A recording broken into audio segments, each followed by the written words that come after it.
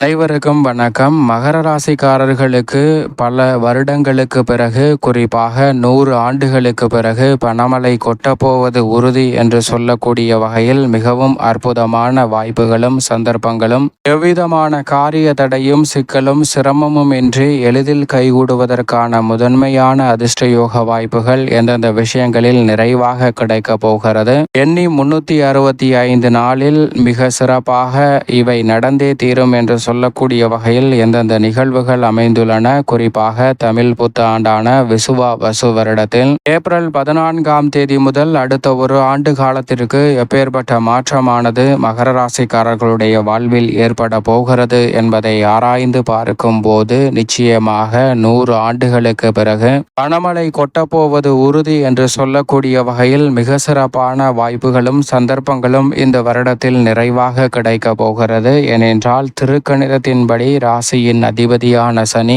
7.5 சனியை நிவர்த்தி செய்து விட்டாருங்க. சகாய சனியாக அமர்ந்து விட்டார். எனவே நிறைவான நன்மை உங்களை தேடி வரும். வாக்கிய பஞ்சாகமத்தின்படி பாத சனியாக அமர்ந்திருந்தாலும் இந்த வருடத்தின் இறுதியில் முழுமையாக சகாய சனியாக அமர்கிறார். எனவே மிக சிறப்பான வளர்ச்சியும் முன்னேற்றமும் இந்த வருடம் முழுவதுமே விசுவ வசு வருடமான தமிழ் புத்தாண்டில் மிக சிறப்பான நல்ல வாய்ப்புகளும் சந்தர்ப்பங்களும் உறுதியாகவே மகர ராசிக்காரர்களுக்கு நிச்சயமாக கிடைக்கும். கடந்த 7.5 ஆண்டுகளாக அனுபவித்த சிரமங்கள், சிக்கல்கள் அனைத்தும் நீங்கி விடிவு காலம் பிறக்கக்கூடிய வகையில் அற்புதமான வாய்ப்புகளும் சந்தர்ப்பங்களும் உறுதியாக உண்டு. முழுமையாக 7.5 சனி நிவர்த்தி அடையவில்லை என்பதால் சற்று கவனத்துடன் இருங்க. இருந்தாலும் இந்த தருணத்தில் எதிர்பார்ப்பதை காட்டிலும் எளிதில் காரிய வெற்றியும் முன்னேற்றத்திற்கான நல்ல வாய்ப்பும் சந்தர்ப்பமும் உங்களை தேடி வரப்போகிறது. மிக பெரிய அளவிலான நெருக்கடிகள், சிரமங்கள், சிக்கல்கள் போன்றவற்றை தவிர்த்து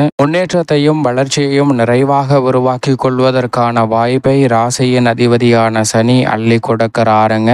இந்த தருணத்தில் உத்தியோகம் சார்ந்த பணிகளில் இருக்கக்கூடிய நெருக்கடிகள் விலகும். சிறு முயற்சியிலே நல்ல வேலை வாய்ப்பு, வெளிநாட்டு வேலை வாய்ப்பு போன்றவை எளிதில் கிடைக்குங்க. இந்த தருணத்தில் தசாபுத்திகள் வலுவாக இருப்பின் தற்காலிக பணி நிரந்தரம் செய்யப்படுவதற்கான யோகமும் உண்டு. நிரந்தர வேலை வாய்ப்பிற்காக, குறிப்பாக அரசு வேலை வாய்ப்பிற்காக முயற்சி செய்யும் மகர ராசிக்காரர்கள் உங்களுடைய முயற்சியையும் பயிற்சியையும் அதிகப்படுத்துங்க. இந்த வருடத்தில் உறுதியாகவே அரசு வேலை வாய்ப்பு உங்களை தேடி வருவதற்கான முதன்மையான யோகம் உண்டு. சரியாக பயன்படுத்தி கொள்ளுங்கள். மிகப்பெரிய அளவிலான நெருக்கடி, சிரமம், சிக்கல் போன்றவற்றை தவிர்த்து உத்தியோகம் சார்ந்த சூழலை மகிழ்ச்சி நிறைந்தவையாக மாற்றிக்கொள்ள முடியும். அதேபோன்று தொழில்துறை, வியாபாரத்துறை சார்ந்த பணிகளிலும் நல்ல வளர்ச்சிக்கான முன்னேற்றத்திற்கான வாய்ப்புகளும் சந்தர்ப்பங்களும் இந்த வேளையில் அபரிவிதமாக கிடைக்கிறது. எனவே சரியாக பயன்படுத்தி கொண்டால் சிறப்பான உயர்வை இந்த தருணத்தில் தொழில்துறை, வியாபாரத்துறையில் சந்திக்க முடியும். புதிய முதலீடுகளை அளவாக திட்டமிட்டு மேற்கொள்ளலாங்க.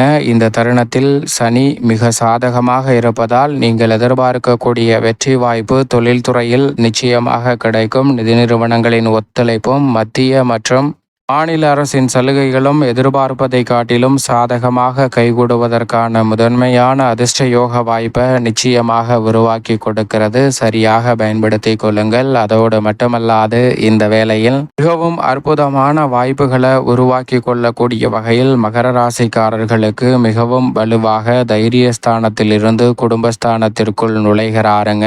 நிழல் கிரகமான ராகு 9ஆம் இடத்திலிருந்து அஷ்டமத்தில் நுழைகிறார். கேது நிழல் கிரகமான ராகு கேதுவின் அமைப்பில் சற்று சாதகமான சூழல் இல்லை என்றாலும் பெரிய அளவிலான நெருக்கடி நிச்சயமாக எழாது. ஏனென்றால் கடந்த 7.5 ஆண்டுகளாக பட்டு வந்த பல சிரமங்கள் நிச்சயமாக குறைவதற்கான வாய்ப்பு கிடைக்குமே தவிர அஷ்டம கேதுவால் பாதிப்பு ஏற்படாது. ஆனால் மனதில் எப்போதும் ஒருவிதமான கவலையும், எதிர்காலத்தை பற்றிய அச்சமும், எதிர்பாராத பல்வேறு வகையான நிகழ்வுகளை எண்ணி கற்பனையான பயத்துடன் இருப்பதற்கான சூழல் உண்டு. அதுபோன்ற நிகழ்வுகளை மட்டும் உறுதியாக கட்டுப்படுத்தினாலே மகர ராசிக்காரர்களுடைய வாழ்வில் மற்றற்ற மகிழ்ச்சி கிடைப்பதற்கான நல்ல சந்தர்ப்பம் நிழல் கிரகமான ராகு மற்றும் கேதுவின் அமைப்பால் உறுதியாக கிடைக்கும். அதோடு மட்டுமல்லாது முழு சுப கிரகமாக இருக்கக்கூடிய குரு பூர்வ புண்ணியஸ்தானமாகிய 5இல் இந்த வருடத்தின் துவக்கத்தில் வலம் வருகிறார். மே 11 முதல் 6இல் அமருகிறார். அதற்கு பிறகு 4 மாதங்களில் அதிசார பயிற்சியாக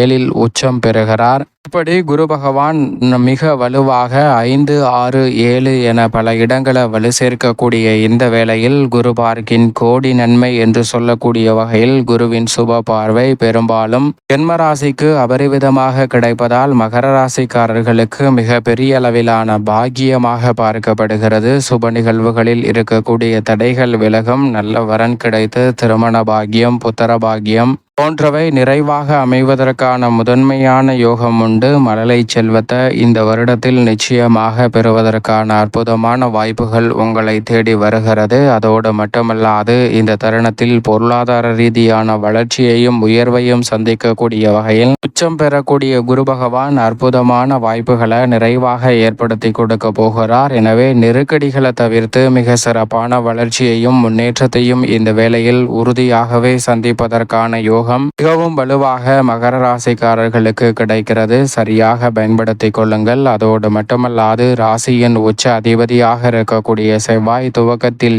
7 வலம் வருகிறார். அதற்கு பிறகு 8, 9, 10, 11, 12 என பல இடங்களில் மாறி சஞ்சரித்தாலும் உச்சம் பெறுவதற்கு முன் அபரிவிதமான மாற்றத்தை இந்த வேளையில் அள்ளி கொடுக்க போகிறார். மங்களகாரகன், பூமிக்காரகன் என்று அழைக்கக்கூடிய செவ்வாய் ராசியின் உச்ச அதிபதியாக இருப்பதால் அவர் பெரும்பாலும் சாதகமாக வலம் வரக்கூடிய இந்த வேளையில் உறுதியாகவே அசையும் அசையா சொத்துக்கள் வாங்குவதற்கான நல்ல வாய்ப்பும் சந்தர்ப்பமும் உண்டு. 7.5 சனியில் மீட்ட சொத்துக்களை, இழந்த சொத்துக்களை மீட்கக்கூடிய வகையில் மிக அற்புதமான நல்ல வாய்ப்புகளும் சந்தர்ப்பங்களும் இந்த வேளையில் எளிதில் உங்களை தேடி வரும். மிக பெரிய அளவிலான நெருக்கடிகளை தவிர்த்து பல்வேறு வகையான சுப நிகழ்வுகள் எளிதில் கைகூடுவதோடு மன நிம்மதியையும் மன நிறைவையும் பெறக்கூடிய வகையில் விவசாயம் சார்ந்த பணிகள் சிறப்பாக அமையும். உங்களது உழைப்பிற்கேற்ற நல்ல பலன் கிடைக்கும். கால்நடை அபிவிருத்தியாகும். புதிய விளைநிலம், வீடு, வீட்டுமனை, வாகனம் வாங்குவதற்கான யோகம் மகர ராசிக்காரர்களுக்கு உண்டு.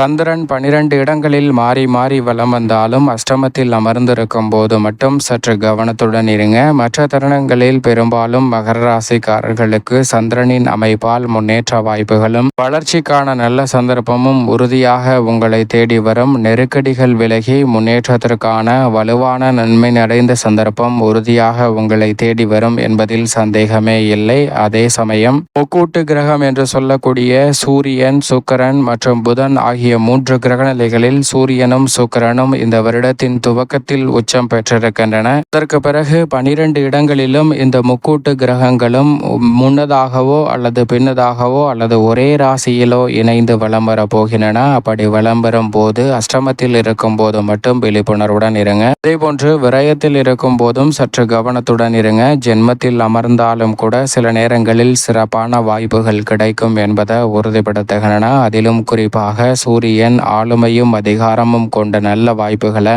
மகர ராசிக்காரர்களுக்கு உருவாக்கி கொடுக்கிறார். கலைத்துறை, அரசியல் துறை சார்ந்த பணிகளில் பிரம்மாண்டமான வாய்ப்புகளும் வெற்றிக்கான நல்ல சந்தர்ப்பமும் உறுதியாக சுக்கிரனின் அமைப்பால் உண்டு. இந்த வேளையில் வித்யாகரகரான புதனின் அமைப்பால் கல்வியில் மிக சிறப்பான வளர்ச்சி உறுதியாக கிடைக்கும். எப்பேற்பட்ட தடையாக இருந்தாலும் தகர்த்தெறியப்படக்கூடிய அற்புதமான யோகம் கிடைக்கிறது. மேலும் சாதகமாக மாற்றிக்கொள்ள உறுதியாகவே இந்த வேளையில் மகர ராசிக்காரர்கள் நிச்சயமாக ராகு கேது பெயர்ச்சி துவங்கியவுடன் அருகாமையில் உள்ள சர்ப்பதோஷம் நீக்கக்கூடிய ஆலயம் சென்று தீபம் ஏற்றி வழிபாடு செய்யுங்கள். தடை தாமதம் தகர்த்தெறியப்பட்டு தங்களுடைய வாழ்வில் மகிழ்ச்சியும் இனிமையும் 100 ஆண்டுகளுக்கு பிறகு பணமழை கொட்டப்போவது உறுதி என்று சொல்லக்கூடிய வகையில் பொருளாதார ரீதியான வளர்ச்சியுடன் நிச்சயமாக அமையும் என்பதில் சந்தேகமே இல்லை. மகர ராசிக்காரர்களுக்கு